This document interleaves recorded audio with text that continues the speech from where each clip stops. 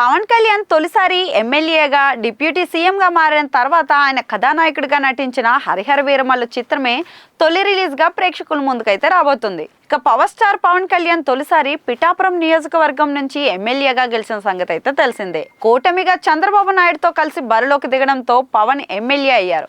అక్కడి నుంచి deputy CM కూడా అయ్యారు. అంతకుముందు ఎన్నికల్లో సింగిల్ గా పోటీ చేసిన 2 చోట్ల ఓడిపోవడంతో ఈసారి మాత్రం ఛాన్స్ తీసుకోకుండా చంద్రబాబు నాయుడు నాయకత్వంలో ముందుకెళ్లడంతో గెలుపైతే సాధ్యమైంది.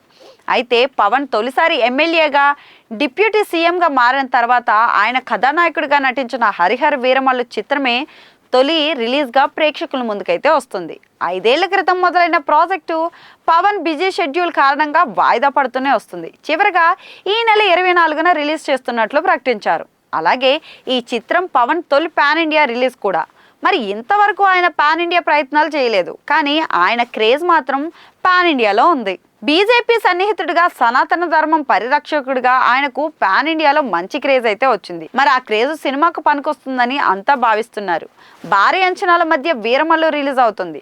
అయితే ఈ సినిమాపై పవన్ కు వ్యతిరేక రాజకీయం ఎలా పనిచేస్తుంది? రాజకీయం అన్న తర్వాత విమర్శ, ప్రతి విమర్శలు సహజం. కానీ పవన్ రాజకీయ నాయకుడి కంటే ముందు సినిమా నటుడు. ఈ నేపథ్యంలో పవన్ పై వచ్చిన రాజకీయ విమర్శలు సినిమాపై ఎంతవరకు ప్రభావాన్ని చూపిస్తాయి అన్నది ఆసక్తికరంగా మారింది.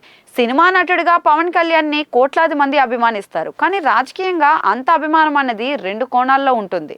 ఆయన్ని నాయకుడిగా ఇష్టపడేది కొందరైతే, సినిమా నటుడిగానే అభిమానించేది మరికొంతమంది. ఈ 2 రకాలుగాను అభిమానించేది ఇంకొంతమంది. రాజకీయాల్లోకి వెళ్ళిన తర్వాత పవన్ ఇమేజ్ తగ్గింది అన్నది మరికొంతమంది వాదన. మరి ఇవన్నీ వీరమల్లుపై ఎలాంటి ప్రభావాన్ని చూపిస్తాయో చూడాలి.